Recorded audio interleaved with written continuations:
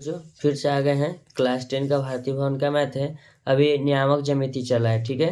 नियामक ज्यामिति, चलिए नियामक ज्यामिति का प्रश्नावली 1B क्या है, प्रश्नावली 1B। प्रश्नावली 1B का क्वेश्चन नंबर हमने पिछले वीडियो में 26 सेकंड में अपलोड कर दिया है। चलिए आज क्वेश्चन नंबर 27 को हल करते हैं। चलिए क्वेश्चन नंबर 27 क्या कहता है, कहता है उस त्रिभुज के, ध्यान दीजिएगा, उस त्रिभुज के अंतः केंद्र के निर्देशांक प्राप्त कीजिए।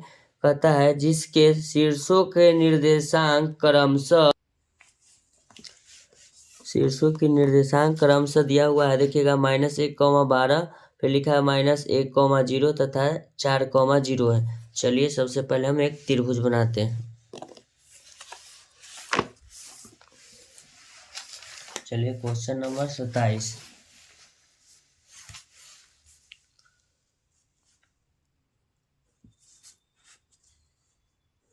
चलिए सबसे पहले एक हम त्रिभुज बना लेते हैं।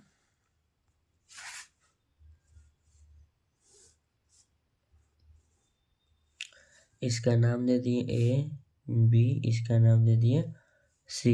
चलिए इसका निर्देशांक -1, 12 हो गया। उसके बाद ध्यान दीजिए B का निर्देशांक -1, 0 हो गया और C का निर्देशांक 4, 0 हो गया। ठीक है, A के सामने वाला भुजा को A मान लेते हैं, B के सामने वाला भुजा को B मान लेते हैं, C के सामने वाला भुजा को C मान लेते हैं।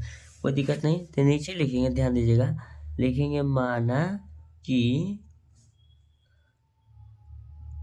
त्रिभुज ABC का अंतः केंद्र G है। चलिए अंतः केंद्र G हो गया। तो लिखेंगे G बराबर, पहले हम मानते G बराबर लिखेंगे। तो G बराबर होता है AX1 plus BX2 plus CX3 बटा में A plus B plus C, comma Y वाला में अब चलते हैं। तो AY1 plus BY2 plus CY3 बटे में A plus B plus C। ये फॉर्मूला हुआ किताब में का, ठीक है। नहीं तो देखिए फॉर्मूला हम दिखा देते हैं। देखिए है ना, अंतः केंद्र के निर्देशांक। तो क्वेश्चन में क्या कर रहा है, ध्यान दीजिएगा क्वेश्चन के, देखिए अंतः केंद्र के निर्देशांक सेम सूत्र, अंतः केंद्र के निर्देशांक सेम सूत्र, इसी का प्रयोग करेंगे। ठीक है, चलिए कर लिए प्रयोग। अब जो है A, तो A बराबर मेरा निर्देशांक है -1, 12, फिर है B बराबर -1, 0, C बराबर 4, 0। ठीक है, अब लिखेंगे BC, ठीक है ना, भुजा BC ये लिखते हैं। तो लिखेंगे BC बराबर √अंडर, ध्यान दीजिएगा x1 प्लस, ध्यान दीजिएगा x1 माइनस x2 का whole square plus y1 minus y2 के होल स्क्वायर।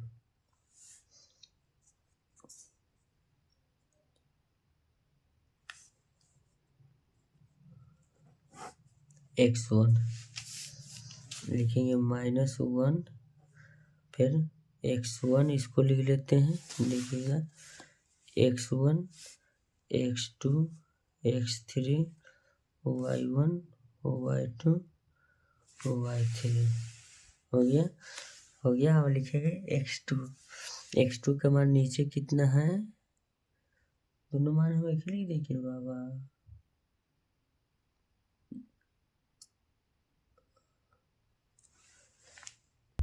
नहीं, हम चल रहे हैं BC, तो BC में जाएंगे तो ये हो जाएगा मेरा x1, ये हो जाएगा x2। चलिए तब इसको लिखेंगे 4 का whole square plus y1 minus y2। तो y1 इसके लिए ये होगा अब 0, तो लिखेंगे 0। y2 का मान कितना है, 0 है, 0, 0 का होल स्क्वायर होगा, लिखेंगे √अंडर, ये हो जाएगा -5 का होल स्क्वायर करेंगे, लिखेंगे √अंडर 25। कितना हो जाएगा, 5 का स्क्वायर 25, माइनस गुना माइनस क्या होता है प्लस, माइनस गुना माइनस बराबर प्लस होता है। चलिए तो इसको लिखेंगे √अंडर में आ गया 5, तो 5 मेरा क्या हो गया BC, तो BC के मान कितना आ गया 5 आ गया। चलिए उसी प्रकार BC हो गया। अब लिखते हैं AC। AC बराबर में लिखेंगे root under x1 minus x2 का होल स्क्वायर। अब BC भुजा AC भुजा के अनुसार लिखेंगे, ठीक है ना। फिर लिखेंगे y1 माइनस y2 का होल स्क्वायर, इसलिए नहीं मान रहे थे। चलिए मान लिए थे x1 हम AC।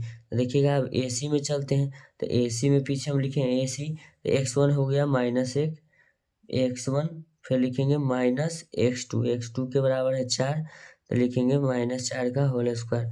फिर लिखेंगे प्लस y1 का मान कितना है 12, फिर लिखेंगे माइनस y1 के मान कितना है 0, तो क्या लिखेंगे होल स्क्वायर लिखेंगे। AC बराबर तो लिखेंगे रूट अंडर -5 के होल स्क्वायर प्लस फिर लिखेंगे 12 के होल स्क्वायर, तो लिखेंगे AC बराबर रूट अंडर 25 प्लस 144, तो लिखेंगे AC बराबर रूट अंडर 169, तो लिखेंगे AC बराबर 13। AC बराबर 13, तो दूगो का मान क्या बचा है AB, तो लिखेंगे AB बराबर भी डायरेक्ट लिखेंगे root under x1 minus x2 का whole square plus y1 minus y2 का होल स्क्वायर, तो लिखेंगे AB बराबर लिखेंगे रूट अंडर x1, यानी कि x1 कौन बचा AB, अच्छा हाँ x1 minus x plus x2, फिर लिखेंगे प्लस -1 का होल स्क्वायर, ध्यान दीजिएगा, प्लस y1 AB भुजा में जाना है, तो y1 यानी कि हो जाएगा इसमें 12, फिर लिखेंगे y1 माइनस y2 कितना है 0 का होल स्क्वायर, इसको लिखेंगे AB बराबर रूट अंडर -1 माइनस गुना प्लस -1 का होल स्क्वायर लिखेंगे प्लस 12 का होल स्क्वायर लिखेंगे, तो लिखेंगे क्या चीज AB बराबर, अब ध्यान दीजिएगा AB बराबर लिखेंगे प्लस में कि माइनस में, एक सेकेंड सॉरी, यहाँ सूत्र में माइनस है तो लिखेंगे माइनस गुना ई -1 माने माइनस गुना माइनस क्या हो जाएगा प्लस, क्या होगा प्लस तो लिखेंगे रूट अंडर प्लस गुना माइनस, प्लस माइनस कैंसिल, 0 का स्क्वायर प्लस 12 का स्क्वायर 144, तो लिखेंगे AB बराबर रूट अंडर 144, जोड़िए घटाइए कोई फर्क नहीं पड़ेगा, तो लिखेंगे AB बराबर 12, तो सबका मान निकल गया, तो ABO के मान निकल गया। तब लिखते हैं G का निर्देशांक में हम सूत्र लिखे थे वही वाला लगा देते हैं, तो लिख देंगे G का निर्देशांक डायरेक्ट